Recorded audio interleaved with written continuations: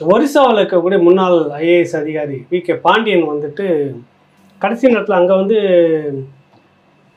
இறுதி நேரத்தில் வந்து ஒரு தமிழருடைய இதை வந்து நீங்கள் ஏற்கிறீங்களா, ஒரு இனத்துவசம் மாதிரி தான் பாஜக பிரச்சாரம் பண்ணிச்சு, அது எடுபட்டுருச்சு. தமிழன் வந்து உங்களை ஆள வேண்டுமா, தமிழன் ஆலோசனை வந்து இந்த இது நீங்கள் அது பேரில் நீங்கள் இருக்கணுமா, அதுக்கெல்லாம் நீங்கள் இப்படிலாம் இருக்கலாமா, இங்கே யாரும் தகுதி இல்லையா உங்களுக்கு ஒரிசாவில், இவருக்கு அடுத்தது வந்து பாண்டியனை தான் முதலமைச்சர் அங்கே வருவார் அப்படிலாம் சொல்லிட்டு உங்களுக்கு ஏகப்பட்ட அளவு பிரச்சாரம் பண்ணி இப்போ கிட்டத்தட்ட அந்த மக்கள் தோற்கடிச்சிட்டாங்க.